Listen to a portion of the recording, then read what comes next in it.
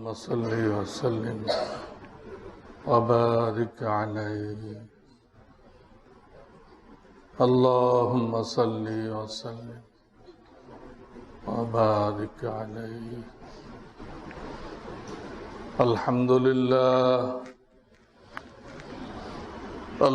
لله وكفى وسلام على عباده الذين اصطفى أما بعد فأعوذ بالله من الشيطان الرجيم بسم الله الرحمن الرحيم يا أيها الذين آمنوا اجتنبوا كثيرا من الظن إن بعض الظن إثم ولا تجسسوا ولا يغتب بعضكم بعضا أيحب أحدكم أن يأكل لحم أخيه ميتا فكرهتموه واتقوا الله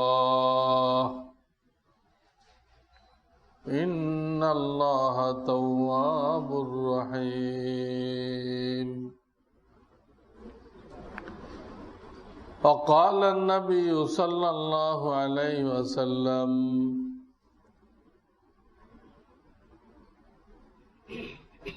سأل أصحاب النبي صلى الله عليه وسلم ما الغيبة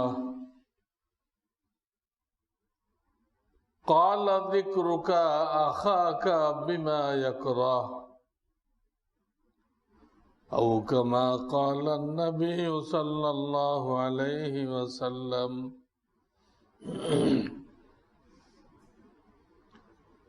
बुजुर्गान मोहतरम अल्लाह ताआलार मेहरबानी আমরা আর এক মুবারক মাস মাহে রবিউল আউয়াল এই মাস পেয়েছি এই মাসে দাখিল হয়েছি এই মাসের ৮ তারিখ সোমবার প্রিয় নবীজি সাল্লাল্লাহু আলাইহি ওয়াসাল্লাম দুনিয়াতে তাশরীফ এনেছিলেন এবং এই মাসের ১ তারিখ সোমবার দুনিয়া থেকে চলে গেছেন। এটা হলো বাস্তব ইতিহাস, বাস্তব ঘটনা। লোকেরা না জানার কারণে এই আসলগুলো বাদ দিয়ে নকল একটা নিয়ে কত রকম অনুষ্ঠান করতেছে। জশ্নে জুলুসে, ঈদে মিলাদুন নবী, ঈদ নিজেরা একটা বানাই লইছে। আমি বারবার বলেছি, নিজেরা বানানোর অর্থ কি? যে এই জায়গায় একটা ঈদ হওয়ার দরকার ছিল, নাউজুবিল্লাহ, আল্লাহ এটা খেয়াল করে নাই, আল্লাহ রসুলও খেয়াল করে নাই, আমরা এটা খেয়াল করছি। কি আজীব তামাশা! কেউ খেয়াল করলে ঈদ হবে, ইবাদত হবে, সব হবে? এটার নামই তো বিদআত। সব বিদআত। কাজে যারা জশ্নে জুলুসে করতেছে, আগামী শুক্রবার তো মিছিলে চোটে এদিক দিয়ে রাস্তাঘাটে চলা যাবে কিনা সেটাই বোঝা যাচ্ছে না। নামাজ রোজার কোনো খবর নেই, উজুও জানে না, কিন্তু এক প্যাকেট বিরিয়ানি পাবে। এর জন্য যত লেবার শ্রেণী আছে, কসাই মজদুর আছে, এরা সব ঈদ করতে আসবে আপনাদের এই মাঠে। এখান তো যাদের বিসমিল্লাহ শুরু, কদ্দুর যায় বিরিয়ানির প্যাকেট দিয়ে শেষ, বাস তাদের ইসলাম কমপ্লিট হয়ে গেল। হিন্দু ধর্মে 12 মাসে 13 পূজা, আর এদের এই একটা দিয়ে কমপ্লিট। জুমার নামাজটাও পড়েন না। 12ই রবিউল আউয়াল যদি শুক্রবার হয়, এদের জুমাও লাগে না। নাউজুবিল্লাহ। তারপরে তারা বলে যে এটা ঈদের দিন, 12ই রবিউল আউয়াল ঈদের দিন, ঘরে ঘরে মিলাদ দিন।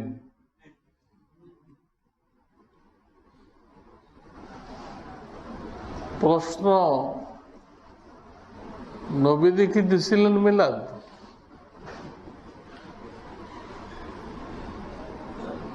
দেড় লক্ষ সাহাবায়ে কেরাম, তারা কেউ দিছিলেন? নবীজি সাল্লাল্লাহু আলাইহি সাল্লামের ইন্তেকালের পরে 100 বছর পর্যন্ত সাহাবারা বেঁচে ছিলেন। এই 100 বছরের ইতিহাস দেখেন। 4 জন খলিফায়ে রাশেদিন, তাদের ইতিহাস দেখেন। খলিফায়ে রাশেদিন যারা খোলাফায়ে রাশেদিন, তারা 30 বছর দেশ পরিচালনা করছে।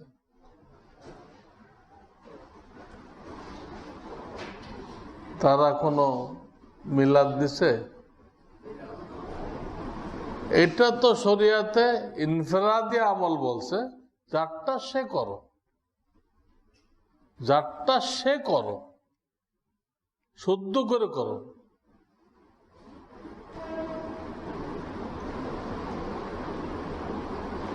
সবাই মিলে না, তাল মিলায় সুর মিলায় না।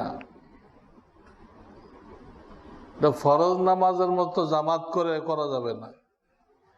যারটা সে পড়েন, হাজার হাজার দুরুদ পড়েন। দুনিয়াতে যে যত বেশি দুরুদ পড়বে, দুরুদটা সহি হইতে হবে। ইয়া নবী সালাম আলাইকা তো অর্থহীন, হাদিস কোরআনে তো নেই, আবার অর্থহীন, অর্থও নেই, গ্রামারও নেই, কিচ্ছু নেই। এরকম না, সহি দরুদ হইতে হবে। দুনিয়াতে যে যত বেশি পড়তে পারবে, হাসরের ময়দানে সে ব্যক্তি তত বেশি নবীজির কাছে থাকবে। দরুদের বৈশিষ্ট্য। এবং দরুদ এমন একটা জিনিস যে এটা কবুল হয়, সহি দরুদ পড়লে কবুল হয়। এই জন্য আমরা যে কোনো দোয়া পড়ি, শুরুতে শেষে দুরূদ শরীফ পড়ি। দুরুদের প্যাকেটের মধ্যে আমাদের দোয়াটা ঢুকাই, দুরুদের প্যাকেটের মধ্যে।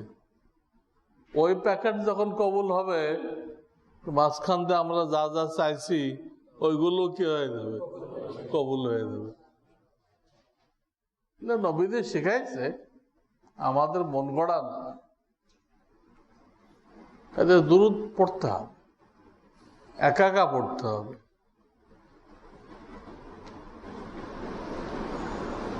সহি করে পড়তে হবে।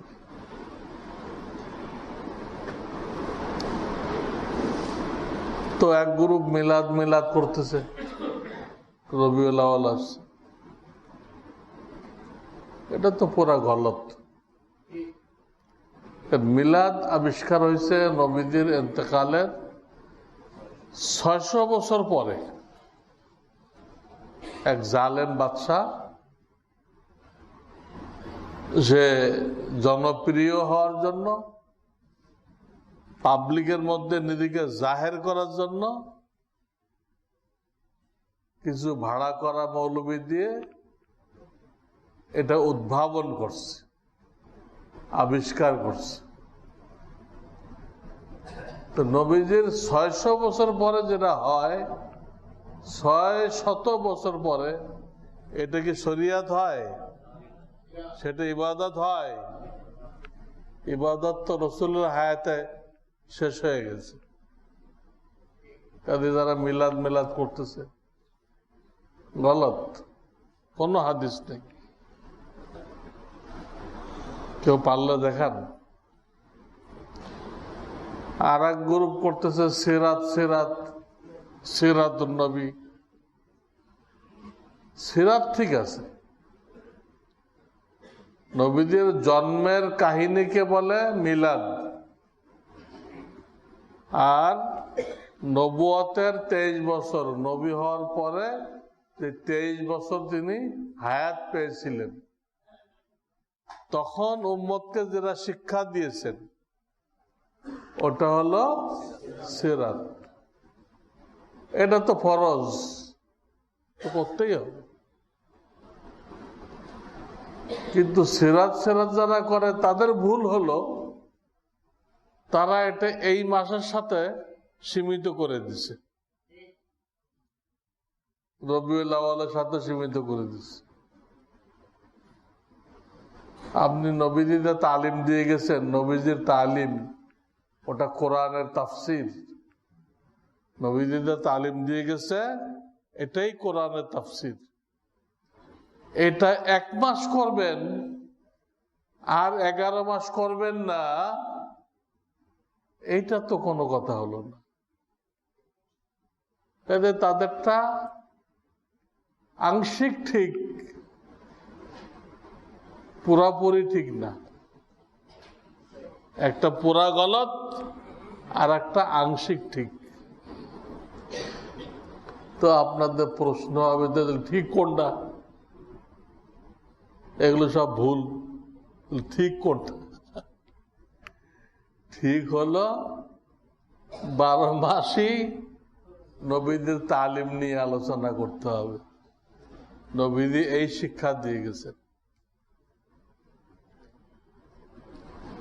12 মাস না, পুরা জিন্দেগি। 12 মাস মানে পুরা জিন্দেগি। আমাদের কাজটা কি? কাজটা কি? নবীদের তরিকা শেখো, নিজে জিন্দেগিতে ফিট করো, আর দুনিয়াবাসীর কাছে পৌঁছায় দাও। চীনে যাইতেছে ব্যবসা করতে, ওখানে নবীদের দাওয়াত দিয়ে আসো, ইসলামের দাওয়াত দিয়ে আসো। হাজার হাজার লোক বাংলাদেশে যাইতেছে মাল কিনতে, ব্যবসা করতে। কিন্তু তার উপর যেটা গুরু দায়িত্ব দাওয়াত, এটা সে না জানার কারণে ওই দুনিয়ার ব্যবসাটা হইতেছে, আখিরাতের ব্যবসা হইতেছে না। ওটার থেকে মাহরুম। যেটা আমাদের উপর দায়িত্ব, কাফেরদের পাওনা আমাদের কাছে, যত অমুসলিম আছে তাদের আমাদের কাছে পাওনা। কি পাওনা? ইসলামের দাওয়াত কবুল করবে কিনা, হেদায়েত পাবে কিনা, এটা আল্লাহর হাতে। এটা আল্লাহর হাতে, কিন্তু পাওনা এটা আপনাকে দাওয়াত দিতেই হবে। হাসরের ময়দানে নামাজ রোজা এগুলো নিয়ে যেমন প্রশ্ন করা হবে, এই দাওয়াত নিয়ে ওইরকম প্রশ্ন করা হবে। এটা ফরজ কাজ। আগের উম্মতের জন্য ছিল মুস্তাহাব, আপনার আমার জন্য ফরজ।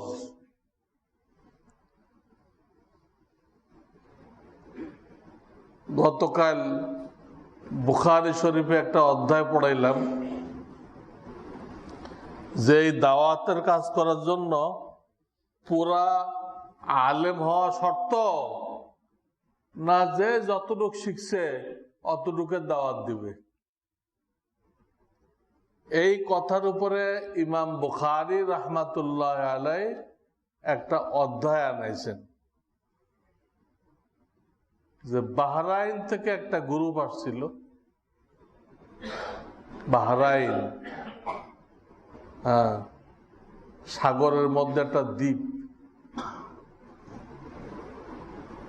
সাগরের মধ্যে একটা দ্বীপ, বাহারে ওমান।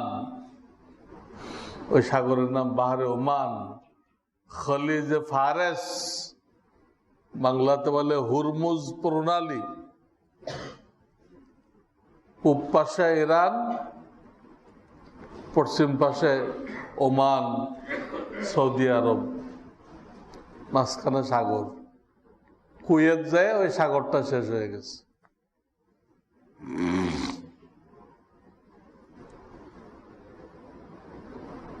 তো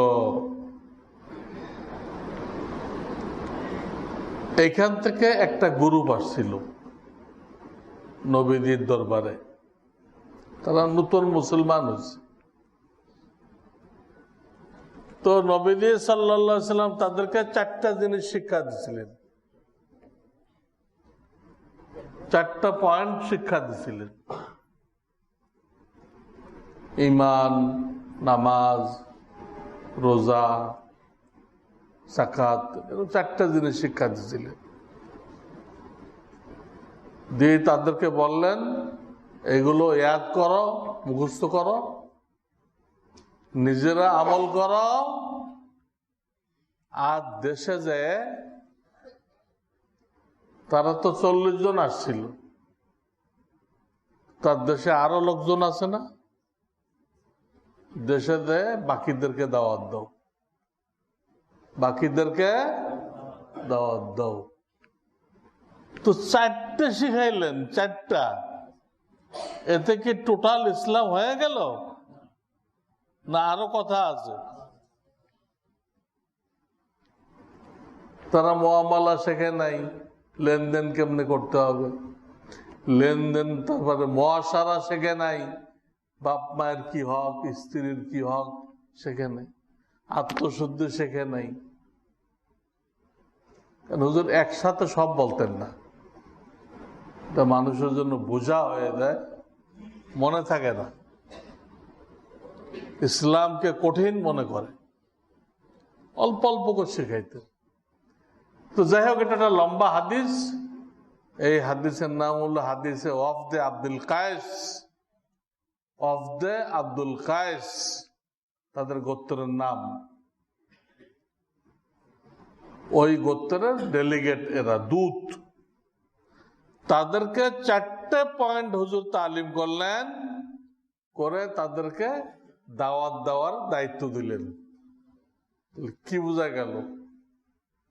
ফুল আলেম হওয়ার পরে দাওয়াত দিবে না যতটুকু শিখছে তার উপর দাওয়াত দিবে?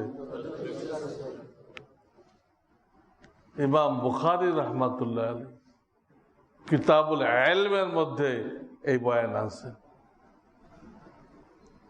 এই কাজ থেকে কারো মাপ নেই। 4টে কেন, আপনি একটা জানেন, এটা আপনাকে দাওয়াত দিতে হবে। এর জন্য হাদিস আছে, বাল্লিগু আন্নি ওয়ালাউ আয়া। পুরা উম্মতকে বলতেছে তুমি আমার একটা সুন্নত জানো, আমার একটা কথা জানো, এটা মানুষের কাছে পৌঁছায় দাও। কিন্তু আমাদের দেশের থেকে লাখ লাখ লোক বিদেশে যাইতেছে, সব দুনিয়ার কাজে, চাকরি বাকরির জন্য যাইতেছে, কেউ পড়াশোনার জন্য যাইতেছে। কিন্তু দাওয়াত যে এই উম্মতের দায়িত্ব, এই দায়িত্ববোধ না থাকার কারণে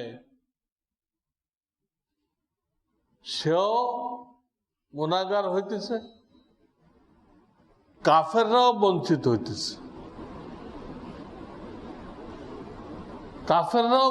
হইতেছে, দাওয়াত না থাকলে কি হয়?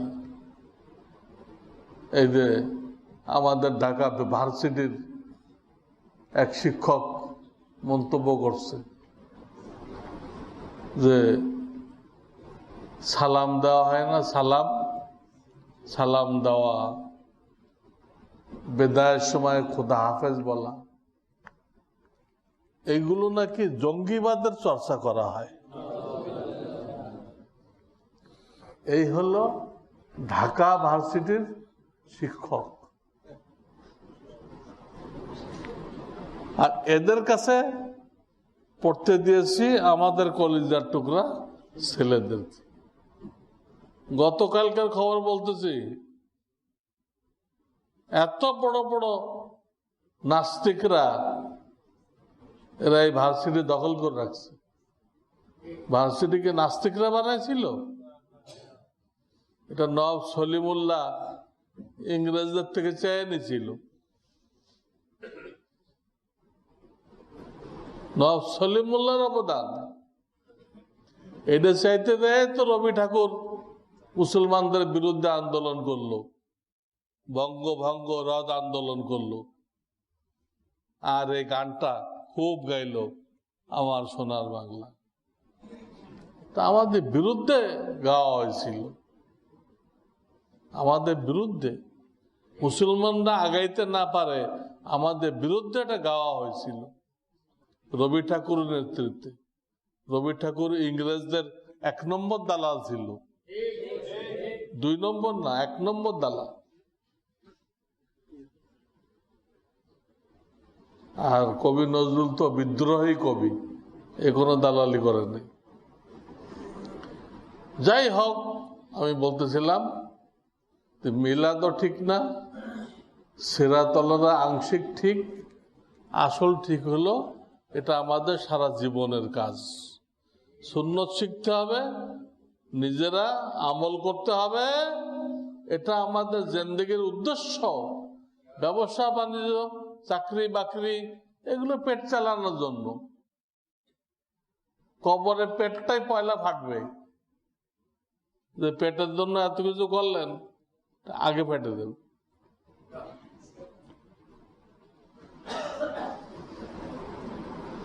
আসল উদ্দেশ্য এটা। সুন্নত শেখো, নবীদের তরিকা শেখো, নিজের জিন্দেগিতে ফিট করো। আর তুমি যেখানে যাও, দুনিয়ার যেখানে আল্লাহ তোমাকে নেয়, ওখানে লোকদেরকে বলো, মুসলমান, মুসলিম, অমুসলিম, যাকে পাও দাওয়াত তো সবাইকে দিতে হবে। মুসলমানদের আমল ঠিক নেই। এই দেব ভার্সিটির যে শিক্ষক এই মন্তব্য করছে, নাম পড়লে তো মনে হয় কোন মুসলমানের সন্তান। নাম পড়লে কি মনে হয়? জিয়া রহমান। তো কি হিন্দু নাম? জিয়া রহমান। তো সে কইতেছে সালামটা জঙ্গিবাদ, তো সালাম দেওয়া যাবে না? কি আজীব কথা। বাংলাদেশের মধ্যে এত বড় বড় নাস্তিক পয়দা হয়েছে, আর মনে করতেছে ভার্সিটি মানেই নাস্তিক আমাদের দখলে। ইতিহাস জানে না। ঢাকা ভার্সিটি তো দিনদার লোকেরা করছে, যাদের দেশপ্রেম আছে তারা করছে। কিন্তু এসব ইতিহাস মানুষ জানে না, আল্লাহ তৌফিক দান করুন। তো মূল উদ্দেশ্য বলে দিলাম আমি, আমাদের 12 মাস এটাই চলবে, নবীদের জিন্দেগি নিয়ে আলোচনা চলবে। তো সেই আলোচনা চলতেছিল, আমি বলেছিলাম যে 3টা গুনাহ নবীজি বলে গেছেন, যে 10টা গুনাহ আছে কলবের, প্রত্যেকটা ক্যান্সার। এই 10টা যদি দূর করতে না পারো তো বাহ্যিক গুনাহ ছাড়তে পারবে না। ওই 10টা হলো শেকড়। সে 10টার থেকে 3টা বলেছিলাম মৌলিক। 3টা কি? হ্যাঁ, বদগুমানি, কুধারণা। কুধারণা, বিনা দলিলে একজনের সম্পর্কে কুধারণা। আর একটা বলেছিলাম বদনজরি, কুদৃষ্টি। আজ যেটা বয়ান চলতেছিল বদজবানি, জবানের অপব্যবহার। জবানের অপব্যবহার। তো গত জুমা আমি বলেছিলাম 2টা আলোচনা হয়েছিল। একটা হলো অযথা কথা বলা, যার মধ্যে বক্তারও কোনো উপকার নেই, যে শুনতেছে তারও কোনো উপকার নেই। এই আমরা রাজনৈতিক আলোচনা, ব্যবসায়িক আলোচনা, এই জন্য আল্লাহ কোরআনে বলছেন লা খায়রা ফী কাসীরিম মিন নাজওয়াহুম, তোমরা আপোষে যে আলোচনা করো এর অধিকাংশই এরকম যে এর মধ্যে কোনো খায়ের নেই, কোনো বরকত নেই, কোনো লাভ নেই। আল্লাহ কোরআনে বলতেছেন লা খায়রা ফী কাসীরিম মিন নাজওয়াহুম। এটা বলছিলাম। আর বলছিলাম মিথ্যা। তবে মিথ্যা শরীয়তে 3টা জায়গায় কি করছে?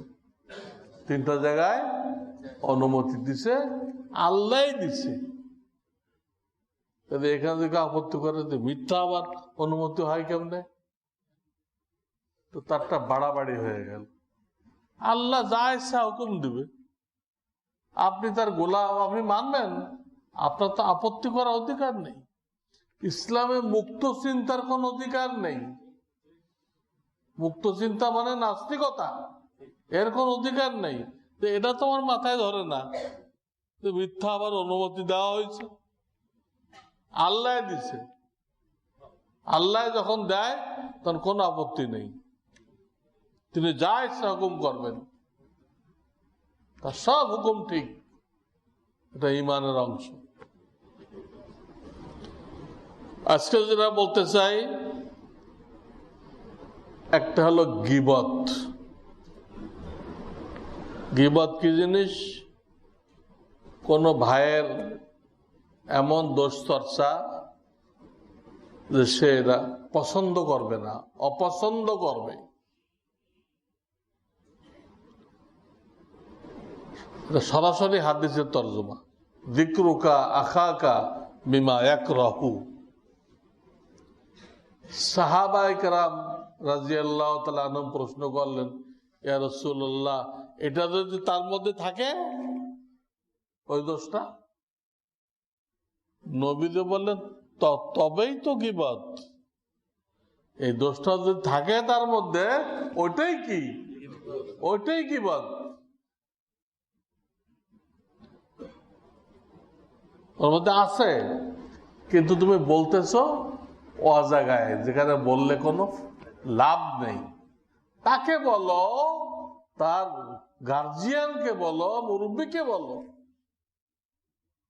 ইসলামের তালিম এমন জিনিস, যে কেউ পড়বে বুঝবে না এর থেকে ভালো কোনো ধর্ম হইতে পারে না।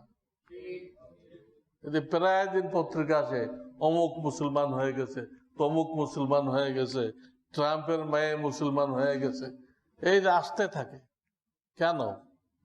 দেখে আল্লাহ এগুলো তো কোনো, যত ধর্ম আছে এর ধারে কাছেও তো নেই, এসব আলোচনার ধারে কাছেও তো নেই।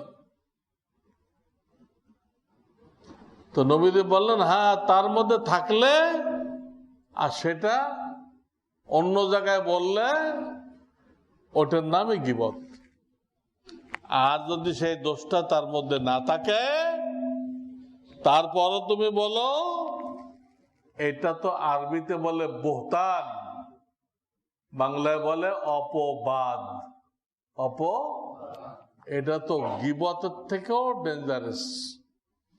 গীবতকে বলা হয়েছে আল গীবাতু আসাদ্দু মিনাজ জিনা। গীবত জিনার থেকেও মারাত্মক। জিনা তো আল্লাহর কাছে মাপ চাইলে আল্লাহ মাফ করে, কিন্তু গীবত তো আল্লাহর কাছে মাপ চাইলে মাফ হয় না। আল্লাহর কাছেও চাইতে হয়, আবার সেই লোকের কাছেও চাইতে হয়। ওর থেকে মারাত্মক হলো না? জিনার থেকে গীবত মারাত্মক, গীবত থেকে ডবল মারাত্মক হলো অপবাদ। আপনি একজনের ইজ্জতে হামলা করবেন, আপনি বাঁচতে পারবেন? ওয়ালা তাহসাবান্নাল্লাহা গাফিলান আম্মা ইয়ামালুজ জালিমুন। আল্লাহ একজন আছে, তিনি অন্য লোক লাগাই দিবে আপনার পিছনে। লোক লাগাই দিবে, তারা আপনাকে বেইজ্জত করবে। আপনি একজনকে বেইজ্জত করতে গেছেন, আপনাকে বেইজ্জত হইতে হবে।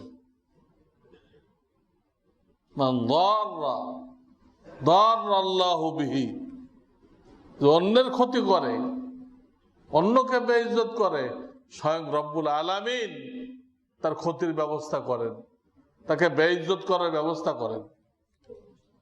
আপনি এক ভাইয়ের ইজ্জত রক্ষা করবেন, আর এক ভাই আপনার ইজ্জত রক্ষা করবে। আপনি এক ভাইয়ের জন্য সিট ছেড়ে দিলেন বাসের মধ্যে, আপনি যখন বয়স হয়ে যাবে তো যুবকরা আপনার জন্য সিট ছেড়ে দিবে। जैसे करनी वैसे भरनी, ना माने तो करके देख, जन्नत भी है दुजुक भी है, না মানে তো মারকে দেখ।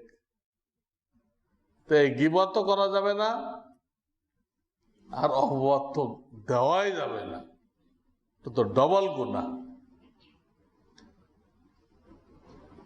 তো ওই মিথ্যা যেরকম হারাম, তবে কিছু জিনিস বাদ দেওয়া হয়েছে। 3 জায়গা বাদ দেওয়া হয়েছে না? গীবতও কিন্তু এরকম কিছু জায়গা আছে যেখানে গীবত করা, অন্য ভাইয়ের দোষ চর্চা করা খালি জায়েজ না, ওয়াজিব। ওয়াজিব ওটা তখন আর গীবত থাকে না, ওটার নাম দেওয়া হয়েছে খায়ের খাহি। কি নাম দেওয়া হয়েছে? শুভ কামনা। এটা কোন জায়গা? কোন ব্যক্তির দ্বারা মানুষের ধর্মীয় দিক দিয়ে ক্ষতি হইতেছে, ধর্মীয় দিক দিয়ে।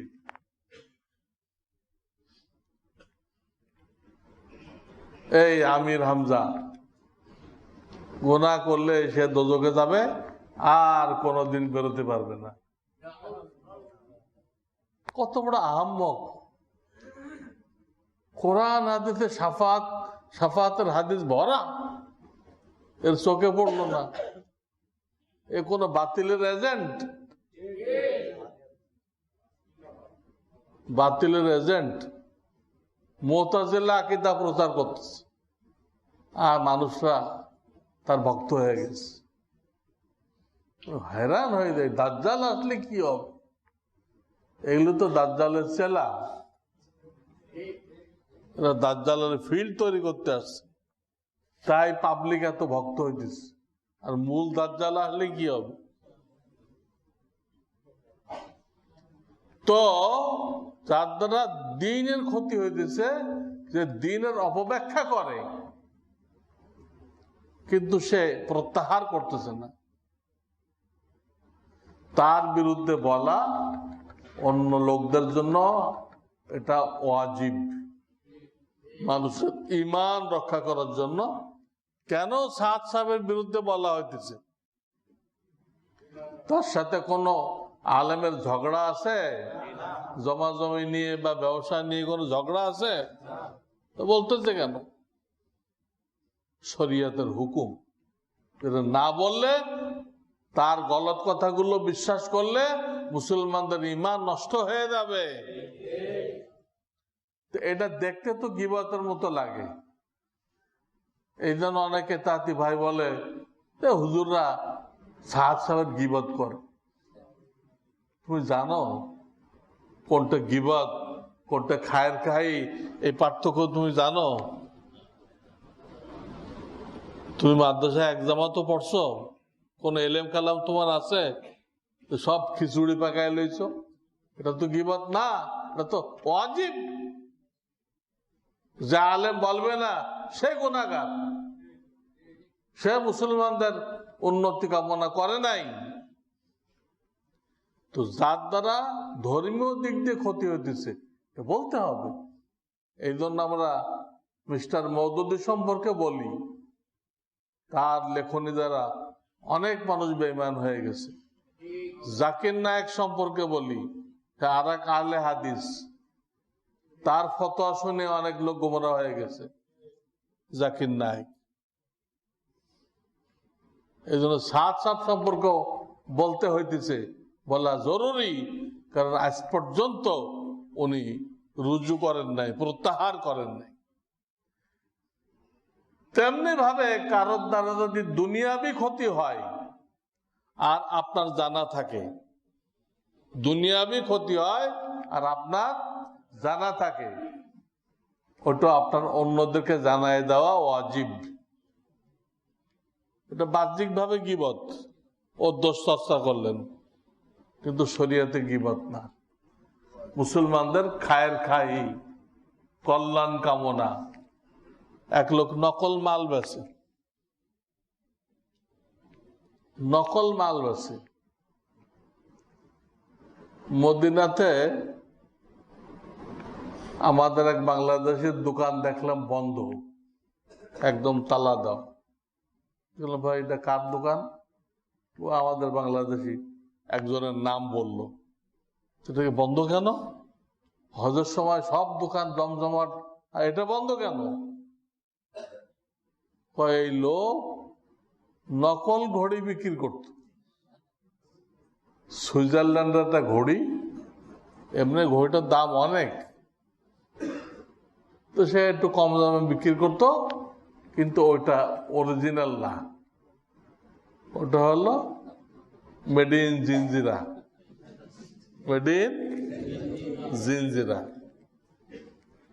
অর্থাৎ নকল। এইটা কোন হাজি হয়তো এই ঘড়ি কিনে দেখাতে কয়েকদিন পরে আর চলে না, তখন পরীক্ষা করছে মেকারের কাছে নিয়ে। মেকার করছে এটা তো অরিজিনাল না, আপনি তো নকল ঘড়ি কিনে লয়ে আসেন। সে আর এক হজে আসে কমপ্লেন করছে, করলে ওর ব্যবসা একদম বন্ধ। দোকানে সরকার এসে, পুলিশরা এসে একদম তালা লাগাই দিচ্ছে। এই যে নকল মাল সে বেচলো, এরকম কত দোকানদার করে, নকল মাল বেচে, ওজনে কম দেয়, বাটখারা নিজে আবিষ্কার করে। বাটখারা আছে না, আপনাকে দেখাই দেবে, আপনাকে পুরো 1 কেজি দিচ্ছে, আপনি বাসায় এসে মাপেন 800 গ্রাম কি 900 গ্রাম, এইগুলো করতেছে। ওর মাথায় আসছে, শয়তান বুঝাইছে এটাই তো লাভ। আরে এইটা লাভ, এটা যদি পয়সা আসলো, ওটা তো পয়সা না, এটা সাপ বিচ্ছু আসছে। তুমি সাপ বিচ্ছু অর্জন করতেছ, লাভ তো আল্লাহ দিবে, বরকত আল্লাহ দিবে। তো যার দ্বারা দুনিয়াবি ক্ষতি হইতেছে মানুষের, ওটা যার জানা থাকবে তার অন্য ভাইদের কাছে বলা ওয়াজিব। এই গীবাতটা কি? এই গীবাতটা ওয়াজিব, এটা আর গীবাত নেই, এটা খায়ের খাহি, শুভ কামনা, ওয়াজিব। তাহলে দুই দিক দিয়ে হলো, ধর্মীয় ক্ষতি করতেছে তারটাও বলা জরুরি, দুনিয়ার দিক দিয়ে ক্ষতি করতেছে তারটাও বলা জরুরি। এটা যদি কেউ গীবত বলে সে আহাম্মক। এটাকে যদি কেউ গীবত বলে, আমাদের আতাতি ভাইরা বলে এটা, কিন্তু এটা তাদের জাহালাতের কারণে, মূর্খতার কারণে তারা বলে, গলত কথা। তারা আলেমরা আলেমদেরকে মাসলা শিখাইতে আসে, এটি তো বড় বেকুবি। এবং তারা বলে যে আলেমরা আগে আমাদের চোখের তারা ছিল, এখন চোখের কাটা হয়ে গেছে। তো কাটা হয়ে গেলে কার ফুটতেছে? আলেমের ফুটতেছে না তোমার ফুটতেছে? আলেমরা যখন তোমার চোখের কাটা হয়ে গেছে, তো ফুটতেছে কার? আলেমের না তোমার? এটাও বোঝে না বেকুবরা, এটাও বোঝে না। আর তুমি কার পিছনে ইক্তেদা করবা? তোমার নামাজ পড়তে হবে না? তুমি কি সূরা কেরাত জানো? তোমার জানাজা কে পড়াইব? আর কাতাতি পড়াইব? হে পড়াইলে তো 3 তাকবীর দিবে না 5 তাকবীর দিবে, 4টা তো পারবে না, প্যাচ লাগাই দিব।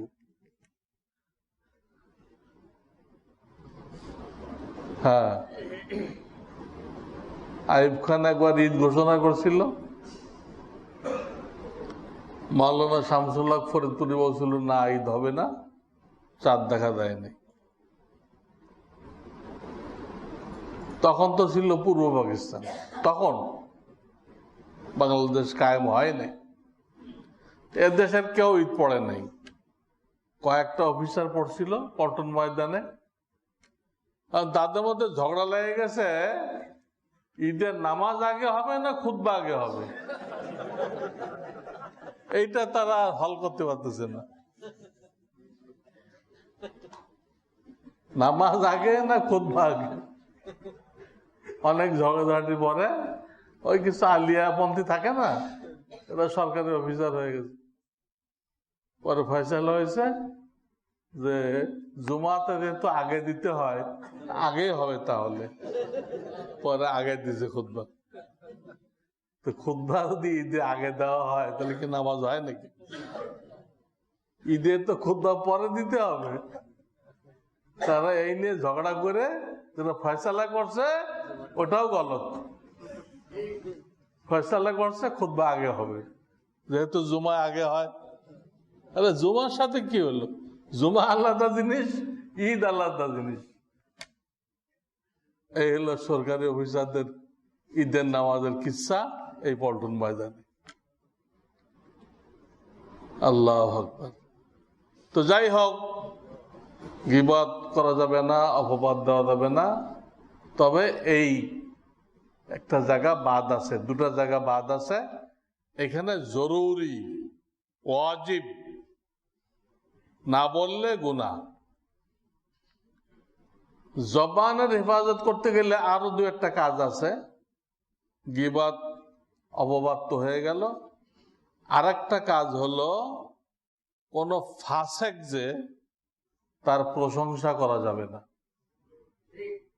ফাসেক বুঝেন না? নামাজ নেই, রোজা নেই, এই সারাদিন মদ লয়ে আছে, মদের সাথে আরো অনেক কিছু থাকে, সবটা তো বলে মুখ নাপাক করা যায় না। এই জন্য এই বুঝেন, খালি মদ তো আর কেউ খায় না। আজকাল যে ধর্ষণ গুলো হইতেছে, আমি বলছি এর একটা কারণ হলো মহিলাদের বেপর্দা, আরটা কারণ হলো প্রতিবেশী বন্ধুদের উপহার, মদ, বন্ধুদের উপহার। এই মদ ধুমসে খাইতেছে, খেয়ে জেনা করার জন্য পাগল হয়ে দিচ্ছে, বেহুশ হয়ে দিচ্ছে। এইসব ফাসেক, এদের প্রশংসা করা জায়েজ নেই। এদের প্রশংসায় কত স্লোগান দেওয়া হয়, অমুক ভাইয়ের চরিত্র ফুলের মতো পবিত্র। এই মদ যার সম্বল, নামাজ নেই, রোজা নেই, কিছুই নেই, এ ফুলের মতো পবিত্র হয়ে গেল। আর তাই যদি হয় তাহলে মিছিল কেন বের করতে হবে? এলাকাবাসী আগের থেকে জানবে, এলাকাবাসী আগের থেকে জানবে যে অমুকের চরিত্র ফুলের মতো পবিত্র। এর মধ্যে লাখ লাখ টাকা খরচ করে, হ্যাঁ, বস্তি থেকে লোক ভাড়া করে এনে মিছিল করতে হবে? মোহাম্মদপুর ভিতরে অনেক বস্তি আছে, ওই একই লোক সব পার্টির মিছিল করে দিচ্ছে। লোক একজনই, সব পার্টি ওদেরকে হায়ার করে আনতেছে আর কিছু টাকা দিয়ে দিচ্ছে। মানে গণতন্ত্র পুরাটাই ধোঁকা, পুরাটাই ধোঁকা। এর মধ্যে কোনো জায়গাতে আর সহি কিছু নেই। এর দ্বারা এইগুলোই হবে, এই খুন, গুম, ধর্ষণ, লুটপাট, এগুলোই গণতন্ত্র। যেহেতু বীজ লাগানো হয়েছে তেঁতুল গাছে, তো তেঁতুল হবে, তো ফজলি আম হবে না কেন? এটা ইহুদিরা আবিষ্কার করছে। তো ফাসেককে প্রশংসা করা যাবে না। প্রকাশ্যে যে গুনাহ করে, মুখে দাড়ি রাখে না, দাড়ি রাখা ওয়াজিব, দাড়ি কাটা, এক মুষ্টি থেকে ছোট করা যাতে লম্বা হয়, এটা হারাম। রাখা ওয়াজিব, কাটা হারাম। এটা করলো সে আল্লাহর সাথে বিদ্রোহ করলো। রসুলের কলিজায় সে খুর চালাইলো, খুর চালাইলো। একে প্রশংসা করা যাবে না। হাদিস আসছে, ইদা মুদিহাল ফাসিক গজিবার রব ওয়াহতাজ্জা লাহুল আরশ। কোন ফাসিককে যখন প্রশংসা করা হয় তো আল্লাহ রাগান্বিত হয়ে যান এবং আল্লাহর আরশ কাঁপতে থাকে, আরশ কাঁপতে থাকে। আরশ তো বিশাল জিনিস, 7 আসমান, 7ম আসমান যত বড় তার থেকে আরশ বড়। আরশ হলো স্টেজ, স্টেজ। ওই স্টেজের উপর রাখা হয়েছে কুরসি, আল্লাহর কুরসি। এটা কাঁপতে থাকে।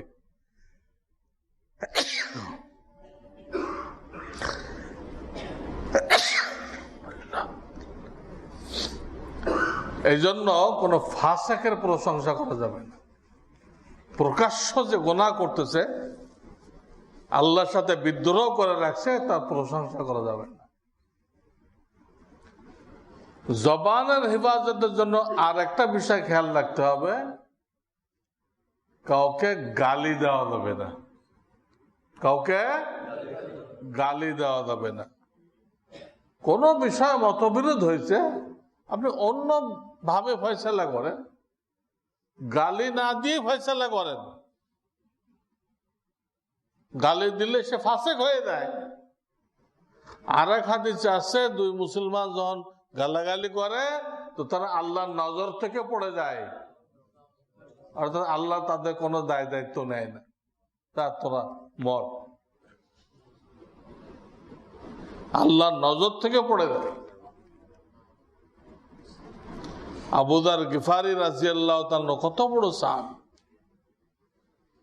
বুখারী শরীফের হাদিস। তিনি একবার বিলালকে বলছিলেন, ইয়া ইবনা সওদা, হে কালো মহিলার ছেলে, হে কালো মহিলা ছেলে, এই করে গালি দিছিলেন। হযরত বেলাল, উনি হাবশা আবিসিনিয়ার লোক ছিল, সেখানে সব লোকই তো কালো। এরকম যে যত বেশি কালো তার তত দাম বেশি সেখানে, আর কম কালো হলে ওর কোনো দাম নেই, ভাগাই দেয়। তুমি মানুষই না, যত বেশি কালো হইতে পারবেন আপনি তত তো আপনার মূল্যায়ন হাবশাতে। তো বেলাল এটা নবীদিকে জানাই দিল। নবীজি সাল্লাল্লাহু আলাইহি সাল্লাম আবু যার গিফারিকে ডাকলেন যে তুমি নাকি এই কথা বলে গালি দিছ। উনি স্বীকার করলেন, ঠিক আমি এই কথা বলছি। তখন নবীজি বললেন, হে আবু যার, তোমার ভিতরে জাহেলিয়াতের কিছু কর্মকাণ্ড এখনো রয়ে গেছে। আমরা তো জাহেলিয়াত ছেড়ে আলোতে চলে আসছি, অন্ধকার ছেড়ে আলোতে আসছি, কিন্তু অন্ধকার কিছুটা রয়ে গেছে। কোন মুসলমান তো গালি দিতে পারে না। তুমি বেলালকে কেন গালি দিলা? উনি মাপ চাই নিলেন, বেলালের কাছে মাপ চাই নিলেন, এবং নবীজি ওনাকে অর্ডার করলেন, তুমি যা খাইবা তোমার গোলামকে তাই খাওয়াইবা, তুমি যা পড়বা তোমার গোলামকে তাই পড়াইবা। গালি দিছে শাস্তি। এই জন্য জবানের হেফাজত করতে গেলে এটা একটা জরুরি, যে আমরা অন্যভাবে ফয়সালা করব, কিন্তু গালি দিব না, এটা কবিরা গুনাহ। তো আজকে এই কটা হলো, গীবত হলো, অপবাদ হলো, ফাসেকের প্রশংসা করা যাবে না, আর গালি দেওয়া যাবে না। গত জুমায় দুটা বলছিলাম, আজকে কয়টা বললাম? চারটা। এই 6টা জিনিস যদি খেয়াল রাখা যায়, তাহলে আপনি আমি জবানের হেফাজত করতে পারবো। আল্লাহ তাআলা আমাদের সবাইকে তৌফিক দান করেন। আর আমি গত জুমায় আপনাদেরকে বলেছিলাম আমাদের এই পাশে মসজিদ বাড়ানো হইতেছে, বলছিলাম। আজকে দেখলাম যে তার জন্য টাইলস নিয়ে আসছে, বারান্দায় ওই পাশে দেখেন জমা করে রাখছে টাইলস। আপনাদের জন্য জায়গা বড় করা হইতেছে। তো এটা আমি গত জুমায় বলছি, আজকেও বলতেছি, আপনারা ফিকির করেন। মসজিদের জরুরত আসতে থাকবে। আপনার সাংসারিক জরুরত কোনো সময় শেষ হয় যে এরপরে আর কোনো খরচ লাগবে না, এটাই শেষ আছে না? আমাদের কোন দায়িত্বহীন কইছিল যে এটাই শেষ খুন, এরপর আর কেউ খুন হবে না, সিনার পরে আর কেউ খুন হবে না, এক দায়িত্বহীন কইছিল। তো সাংসারিক খরচ যেরকম শেষ হয় না, এটা আল্লাহর ঘর, এরও বিভিন্ন সময় বিভিন্ন জরুরত থাকবে। সেটা ফেরেশতা আসবে না, আপনাকে আমাকে পুরা করতে হবে। কবে আপনারা ওখানে সেক্রেটারি সাহেব থাকেন, আরো লোকজন থাকে, যা তৌফিক হয় পেশ করতে থাকেন। এরপরে কোন এক জুমায় আমভাবে সবাই কিছু কিছু দিয়ে দিলেন, বাস মসজিদ বেড়ে গেল। লোকজন অনেকেই জায়গা পায় না, বক্তাকে দেখতে পায় না, কথা বুঝতে পারে না, এই সমস্যার সমাধান হয়ে গেল। আল্লাহ তাআলা আমাদের সবাইকে কবুল করুক। ওয়া আখিরু দাওয়ানা আনিল হামদুলিল্লাহি রাব্বিল আলামিন।